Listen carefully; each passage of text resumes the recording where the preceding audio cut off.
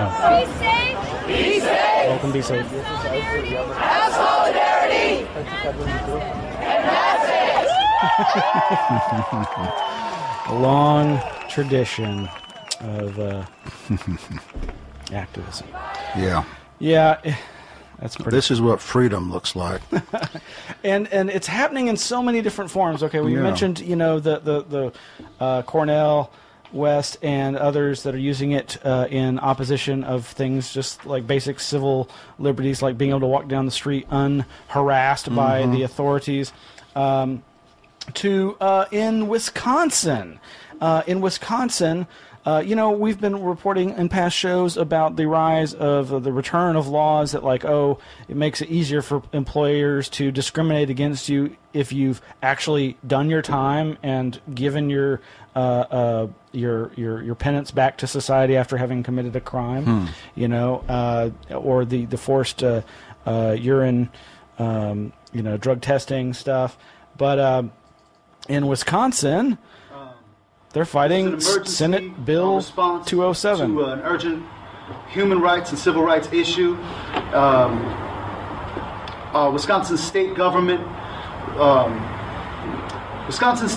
thought that they could continue their attacks on working people and poor people by sliding this SB 207 under the radar. But on Monday, people from all walks of life came to Madison to voice their opposition to this bill and to demand a public hearing in Milwaukee. Our request for a public hearing was denied by the state government, so Occupy the Hood has put together a people's hearing. We don't need the state government's permission to have a hearing. We intend for our voices to be heard regardless. What the purpose of Wednesday's meeting? So the Wisconsin State Senate Bill 207 aims to override existing state fair employment legislation and permit, quote, an employer to refuse to employ or to bar, to terminate from employment an individual who has been convicted of a felony and who has not been adopting provisions concerning employment discrimination based on arrest or conviction record that prohibit activity that is allowed under the state fair employment law. And the proposed bill will nullify any city or county legislation that would attempt to delay the disclosure of felony convictions in order to prevent discriminatory hiring practices. And on December 29th, the board unanimously approved Ban the Box legislation sponsored by County Supervisor Eon Biddle of the 10th District. In a press release, Biddle stated the legislation was an important first step in preventing recidivism and encouraging reforms to hiring practices. Well, there's another gentleman on here who says it pretty darn well, and that is Ian Biddle. Too much surprise anymore about the things that I'm seeing every day. It's obvious it's an abuse of power, and they're interfering with local control at the same time, which is kind of hypocritical for the majority party at this time to all of a sudden don't want local control to dictate how their community should be. I think it's unfortunate. I think when you talk to people, whether they're black or white, whether they're old or young, they want jobs. They want opportunities to provide for their families. They want opportunities to get back into the workforce. And the fact that there are bills happening that don't focus on that is very discouraging for people. I think you have to ask yourself a question: at what point in time does someone serve their time and has the ability to move on with their lives?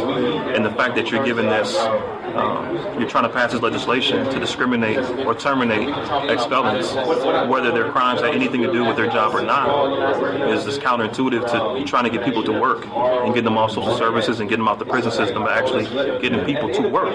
And so it's very frustrating for me as an elected official who represents a district with a high population of recidivism, high population of unemployment, that this is going to come down to my district and affect the people in my district. So it's very frustrating. Have you heard any reaction from other county supervisors who obviously had passed unanimous? I'll tell you, that is just despicable. Ex-cons have a hard enough time as it is with the background checks and so forth, finding jobs and finding a place to live. And now this. Yeah. And it is. It's just a naked abuse of power. It's getting uglier and uglier and uglier. I tell you what, the true ugly face of fascism in this country is showing itself. They don't even disguise their crimes anymore. They just do them right out in full view. Well, that's why we got an Occupy movement. There's a number of really good overview articles that I think are fantastic. Of course, Chris Hedges has been getting a lot of press in terms of the Occupy movement, and he's got an essay, 2011, A Brave New Dystopia, over at Truth Dig, and he's, doing what so many of us have been saying for so long, that, that the Orwell versus Huxley debate as to which is it going to be that finally turns us completely totalitarian, tyrannical, and he's arguing that Huxley was right, but that's all groundwork for the real full-on boot on the human Orwell, face forever. Wow.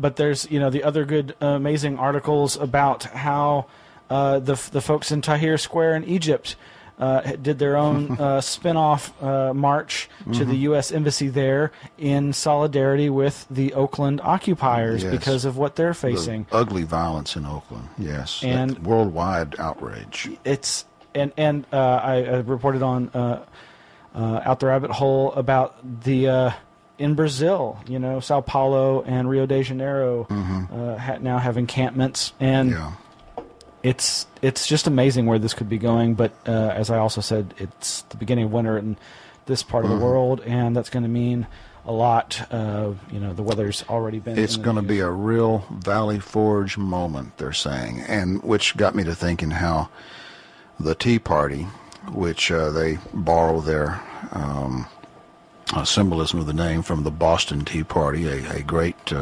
historic act of civil disobedience, by the way, in the days leading up to the American Revolution.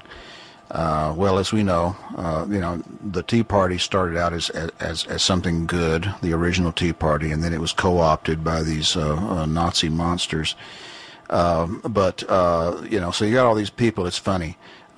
In this now official Tea Party movement, who are condemning the occupiers, and they're still running around with that name on their party, Tea Party, evoking the American Revolution. But I'll tell you this about this mutated version of the Tea Party: they talk the talk, but the occupiers walk the walk. Valley Forge is what's being evoked here, and it's going to be a long, hard winter. And I'll tell you, some of those cities up north, brutal.